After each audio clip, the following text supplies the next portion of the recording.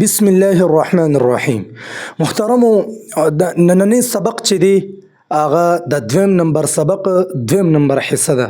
دویم نمبر سبق کې لومبۍ حصه چې هغه پرون شوی او هغه حصې هغه د تجوید د ضروري اجزاو په باره کې وه. نننی چې کوم سبق دی دا د دویم نمبر سبق دویم نمبر حصه ده او هغه د لحن، یعنی نن به مونږ وایو چې د لحن ټول تفصیل به ان شاء الله تعالی نن تاسو ته بیانوم ان شاء الله تعالی. راځي چې لحن څه ته ویل کېږي. لحن ګوره په عربي کې د لحن دا د ډېرو معنو دپاره استعمالیږي. دلته ما لغوي معنی کړې ده چې غلطي. د لحن لغوي معنی څه ده؟ غلطي. خو د دې نه علاوه لحن چې دی دغه ته ویل کېږي، لغت ته ویل کېږي. لغت تم چې دی لحن ویل کېږي. دغه رنګې لهجې دپاره هم لحن استعمالیږي. لحن دغه رنګې لحن اشارې ته ویل کېږي، اشاره. دغه رنګې لحن توریې ته ویل کېږي، توریه. دغه رنګې لحن بلاغت ته ویل کېږي او غلطۍ ته ویل کېږي، څنګه چې ما دلته لیکلی دی. نو ډیرو معنو د پاره چې دی لحن استعمالیږي. خو دلته کې د لحن څه معنی ده؟ غلطي. د لحن څه معنی ده؟ غلطي. لغوي معنی ده غلطي. د لحن اصطلاحی معنی هغه څه ده؟ د لحن اصطلاحی معنی تجوید کے خلاف قرآن پڑھنے کو لحن کہتے ہیں. د تجوید خلاف قرآن لوستلو ته چې دی لحن وایي. څوک چې د تجوید خلاف قرآن وایي که نه، نو دې ته ویل کېږي لحن. یو عالم دغه وایي چې لکه قرآن مجید چې په نبی علیه السلام څنګه نازل شوی دی، هغې طریقې سره قرآن څوک نه وایي، نو دې ته ویل کېږي لحن. دا لحن دا ډېر ښکلی بحث دی په تجوید کې. غورې ښه په دې باندې علماو باقاعده کتابونه لیکلي دي، لکه څنګه چې په تجوید باندې ځان کتابونه لیکلي شوي دي. بیا دغه رنګې د تجوید په فضایلو باندې، دغه رنګې په مخارجو کې کتابونه لیکلي شوي دي، په صفاتو کې. نو د لحن دا هم خو ضروري سبق دی. نو لحن په باره کې یو سړی ته ابن مجاهد رحمه الله ډېر لوی علم تېر شوی دی. ابن مجاهد المتوفى 324 هجري، هغه لومبی عالم و چې په خپل کتاب السبعه کې هغه لومبی تقسیم د لحن کړو. دا یاد ساده. او دغه رنګې د لحن باندې مستقل کتاب هغه ابو الحسن سعیدی رحمه الله کړی دی. ابو الحسن سعیدی المتوفى 410 هجری باقاعده مستقل کتاب په لحن نکلی دی چې د هغې نوم دی التنبیه علی اللحن الجلی واللحن الخفی. باقاعده مستقل کتاب په لحن نکلی دی. او بیا دغه رنګې مزید وضاحت او مزید تفصیل چې دی هغه عبدالوهاب القرطبي رحمه الله المتوفى 472 هجری، هغه په خپل کتاب الموضح کې هم د دې باقاعده پوره تفصیل کړی د لحن. نو خبر حاصل دا دی که نه چې دا لحن باقاعده ډېر یو ضروري سبق دی. په دې وجه مې ته دا یو څو خبرې وکړلې. بیا دغه لحن دغه غلطي دا چې څوک په قرآن کې کوي دا په دوه قسمه دی. یعنی په قرآن کې دا لحن په دوه قسمه باندې ده. یو بنده مسلمان د قرآن تلاوت کوي که نه، دی پکې غلط شو، د لحن وکړو، نو دغه غلطي چې دی کوي نو دا به یا لحن جلی دی کوي یا به دی لحن خفي کوي. صحیح ده؟ نو لحن په قرآن کې په دوه قسمه ده. په دوه قسمه، یو ته ویل کېږي لحن جلی او بل ته ویل کېږي لحن خفي. لحن جلی او لحن خفي. د لحن جلی تعریف څه دی؟ یعنی لحن جلی څه ته وایي؟ جلی دا واضح ته وي. یعنی لحن جلی دا مطلب ہو چې واضح اور بڑی غلطی، واضح اور بڑی غلطی کو لحن جلی کہتے ہیں. یعنی واضحه غټ غلطی ته، باری غلطی ته، وزندار غلطی ته لحن جلی وایي. صحیح ده؟ او لحن خفی چې ده پوشیدہ اور چھوٹی غلطی کو لحن خفی کہتی ہے. لحن خفی کہتی ہے یعنی وړه غلطی ته، پټه غلطی ته، وړه غلطی ته، باریک غلطی ته چې دی هغې ته لحن خفي وایي. نو زما د رب نه امید دی چې تاسو به د دې لحن په تقسیم پوه شوي چې د لحن یعنی دغه غلطي په قرآن کې په دوه قسمه ده. یوه لحن جلی یعنی واضح او غټه غلطي، یوه لحن خفي چې پټه او وړه غلطي، باریک غلطی ته لحن خفي وایي. بیا د لحن جلی چې د کنه د دې سلور قسمونه دي. سلور قسمونه به زه تاسو ته اوس بیانوم. نورم ډیرو قسمونه علماء لیکلي دي خو زه به تاسو سلور قسمونه بیانوم د تاسو د پوهې دپاره. او دغه رنګې د لحن خفي بس یو قسم دی د هغې وضاحت دونه نشته خو د لحن جلی وضاحت درته کوم. د لحن جلی کم سلور قسمونه دي کنه نو هغه دا دي. د لحن جلی پر لحن جلی کی 4 قسمیں ہیں. نمبر 1 نمبے قسم ایک حرف کی جگہ دوسرا حرف پڑھنا. مثلا الحمد کی جگہ الحمد پڑھنا. د لحن جلی ما وی چې لحن جلی واضح او غټه غلطی ته ویل کیږي بهري غلطی ته ویل کیږي. نو قران کې چې یو بنده مسلمان غلطی کوي نو یا به لحن جلی وي یا به لحن خفي وي. نو هغه د لحن جلی چې کوم غټه غلطی ده د غیر به قسم څه دی د یو حرف په ځای باندې بل حرف ویل. د یو حرف په ځای باندې بل حرف ویل. لکه مثال دا دی کنه الحمد الحمد الحمد دلته ح ده د الحمد په ځای باندې یعنی دلته د ح په ځای باندې ها ویل نو دې ته ویل کېږي لحن جلی. یعنی د یو حرف په ځای باندې بل حرف ویل دا لحن جلی د غټه غلطي ده. ځکه چې د الحمد معنی ده سب تعریف ہے ټول تعریفونه او د الحمد معنی ده آگ کی گرمائش کا ختم ہو جانا. گرمائش د اور ختمېدلو ته حمدون وی یعنی فها سره الحمد. نو ته سوچو که معنی سونه بدله شوله. نو یاد ساته چې دا د لحن جلی لومبی قسم دی چې د یو حرف په ځای باندې بل حرف ویل. بیا دغه رنګې دویم قسم د لحن جلی د غټې غلطۍ لحن جلی دویم قسم دا دی کسی حرف کو بڑھا دینا. مثلا قلن کی جگہ قلنا پڑھنا. یعنی د لحن جلی دویم قسم دا دی چې یو حرف سیوا کول. یو حرف چې څومره دی ته په هغې کې سیواوالی راولي. یو حرف دوه حرفه کې ته سیوا کی دا د لحن جلی دویم قسم دی. لکه مثال داسې دی قلنا ما لیکلی دی که نه قلنا. نو قلنا کې بس قاف لم پیش قل نون زبرنا قلنا بس دا دغه لفظ دی. اوس یو بنده مسلمان د قرآن تلاوت کوي د پکې یو حرف سیوا کو یعنی داسې ووي قلنا دلته ورسره الف سیوا کو. نو یاد ساته چې یو حرف ته سیوا کې کو یو حرف کو دوی کو دري نو یاد ساته چې دا د لحن جلی دویم قسم دی یو حرف سیوا کول. د قلنا څه معنی ده هغه ډېرو ښځو ووي قلنا هغه ډېرو ښځو ووي. خو چې کله ته په دې کې یو حرف سیوا کې یعنی په قرآن کې دا ټکي دا سره راغلی دی په یو آیات کې او ته د دې کې یو حرف سیوا کې الف پکې راوړي نو هلته خو معنی دا ده چې هغه ډېرو ښځو ووایي که نه.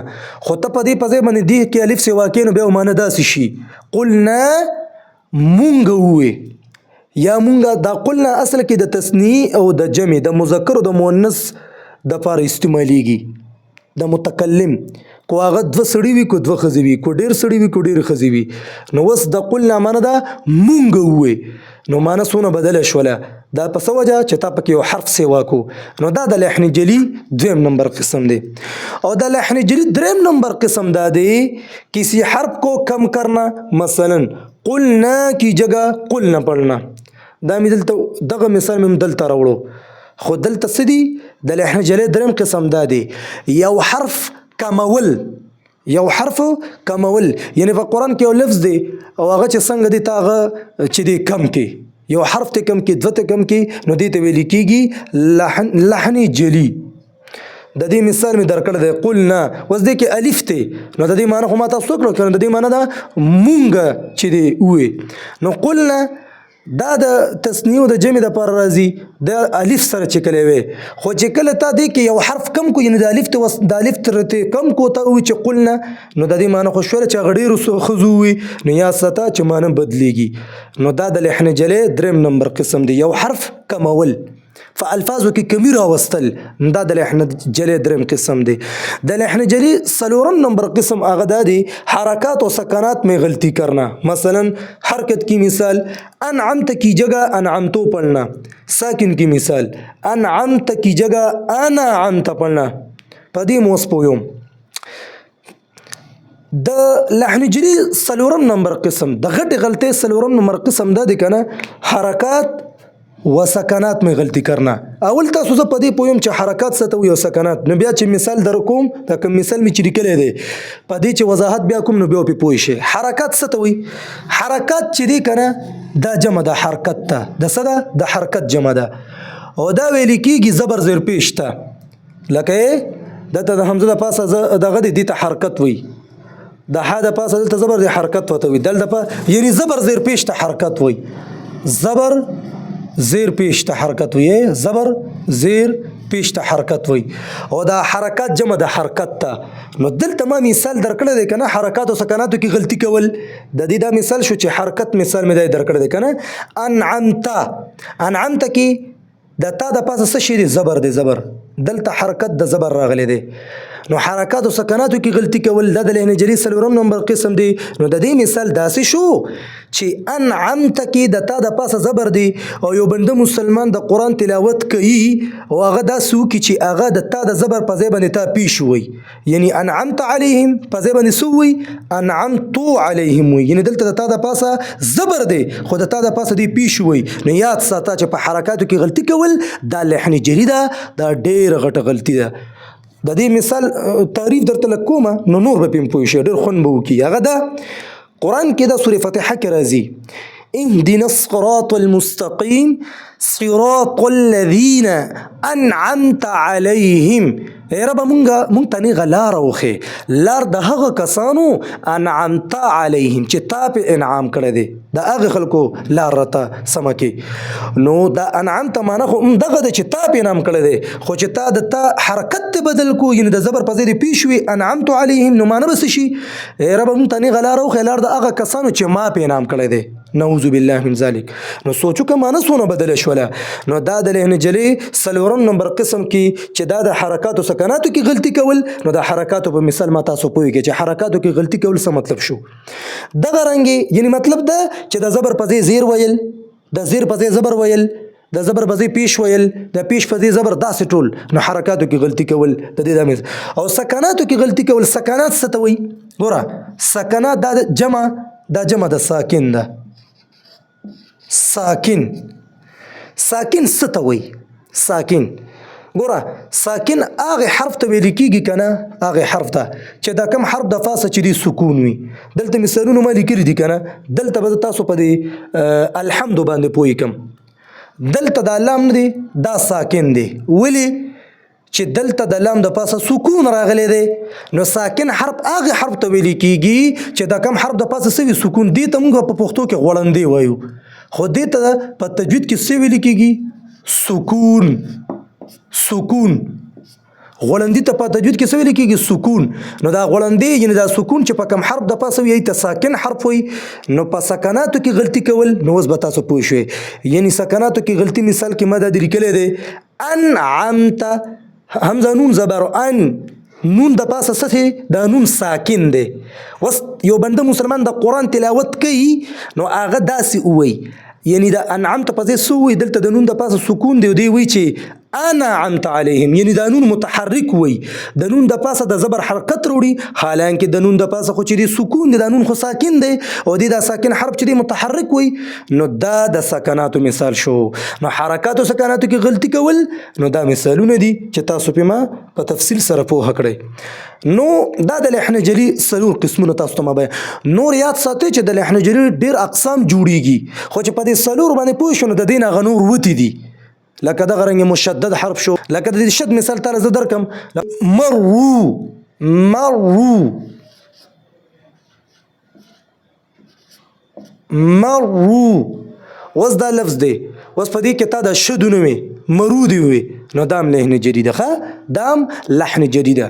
دغه شانت ډېر قسمونه دي خو چې په دې څوک پوه شو که نه نو په هغه ټولو قسمونو بیا په خپله پوه شي چې کوم ځای کې قرآن کې یو غلطي کېدي پوهېږي چې دا لحن جدیده کو لحن خفي ده په خپلو پې بیا رسي. خو چې په دې څلورو باندې ښه په تفصیل سره صحیح پوه شو نو اله بیا د دې لحن جلی حکم په اخره کې وایو د لحن خفي او د لحن جلی حکم په اخره کې بیا وایو.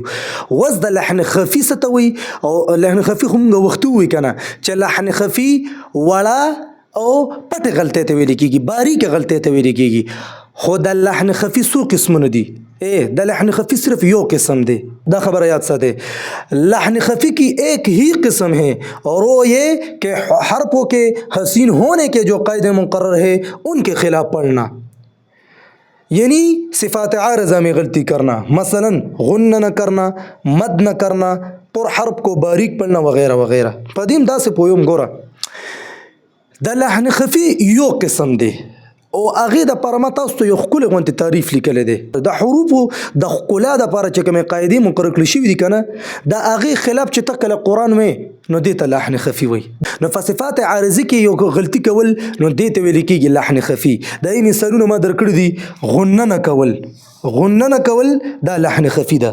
په قرآن کې ته د قرآن تلاوت کې او په یو ځای کې غنه راغلي ته هغه غنه ونه کې نو دغه غنه نه کول دا لحن خفي ده. لکه داسې ګورئ من شر ما خلق، نو اوس من شر ما خلق من کې چې دلته غنه ده او ته دا غنه ونه کړه نو دې ته ویل کېږي لحن خفي. دغه رنګې مد نه کول، د مد نه مراد مد فرعي دی. غورئ مد اصلي خو نه دی. په دې به بیا انشاءالله پوه شه، سبقونه را روان دي. نو مد فرعي نه کول لکه سمت ګوره قرآن کې دي اولئک علی هدى من ربهم. وس اولئک کې چې دا که مد دی که نه نو دې ته مد فرعي وایي. نو دا مد فرعي چې سړی نه کي داسې وایي. ګورئ اولئک علی، اولئک علی، نو بس دا څه دی؟ دا لحن خفي ده، مد فرعي نه کول. دغه رنګې پر حرف کو باریک پڑھنا، پر حرف کو باریک پڑھنا. د دې مثال داسې دی که نه، یرید الله، یرید الله کې دلته چې دی که نه دا لفظ الله دا لام به پر وایي، دا لفظ الله دا لام به پر وایي. اوس یو کس یو بنده مسلمان را لېږي د قرآن تلاوت کوي، خو دې قرآن کې یرید الله هغه لام چې دی د پر په ځای باندې باریک وایي نو دې ته ویل کېږي لحن خفي. یرید الله دا به پر وایي که نه نو دغه فر حرف په ځای باندې داسې وکړو یرید الله نو دا لحن خفي ده. یعنی پر حرف کو باریک پڑھنا یا باریک حرف کو پر پڑھنا نو دې ته ویل کېږي لحن خفي. نو دا د لحن خفي یو قسم چې ما درته ډېر په ښکلي انداز کې چې دی د هغې تفصیل وکړو. د رب نومي د تاسو به پوه شوي. اوس د لحن جلي څه حکم دی او د لحن خفي څه حکم دی؟ تاسو یې معنی هم زده کړله، تاسو یې تعریفونه هم زده کړه، تاسو یې قسمونه هم زده کړه. اوس راځئ وایو ضروري خبره دا ده چې د دې حکم څه دی. یو بنده مسلمان د قرآن تلاوت کوي که نه، دنه غلطي وشوه، غلطۍ ته لحن وایي. دغه غلطي په قرآن کې په دوه قسمه ده، لحن جلي، لحن خفي. او غټه غلطي کول، وړه غلطي کول. نو دا آیا ده چې دغه غلطیانې کېږي نو د دې حکم څه دی؟ یو بنده مسلمان نه چې لحن جلي وشي نو د دې حکم څه دی؟ او دغه رنګ لحن خفي کو ته چې ته قرآن کې وشوه نو د ده څه حکم دی؟ د دغې غلطۍ څه حکم دی؟ نو دا یاد ساتئ. لحن جلي حکم دا دی که نه، لحن جلي حرام ہے بے اتفاق. لحن جلي چې ده دا د علماو په نسبت باندې حرامه ده. د علماو د قراو په نسبت باندې به اتفاق نو ټول علما دا فرمایي چې لحن جلي چې په قرآن کې وکړه نو دا حرام دی. دا څه دی؟ حرام دی. او یاد ساته چې لحن جلي سره کوم معنی بدلیږي او کو نه بدلیږي.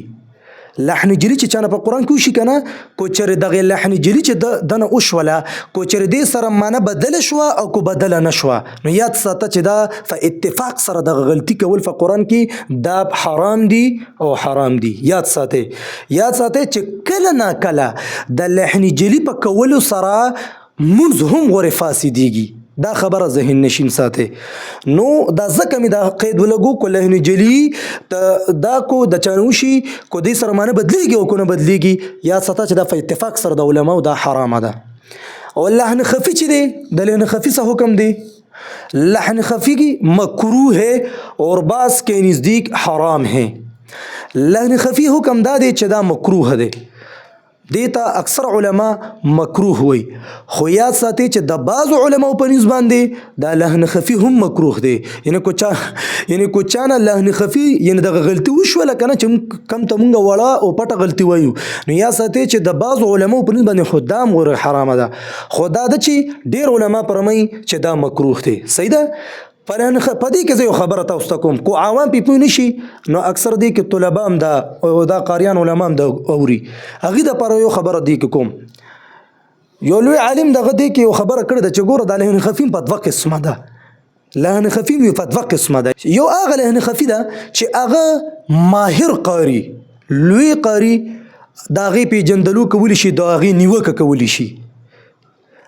یعنی هغه داسې که نه د را په تکرار کې زیاتی کول، دغه رنګې د غنې په مقدار کې زیاتی کول، دغه رنګې د مد په مقدار کې زیاتی کول وغیره وغیره.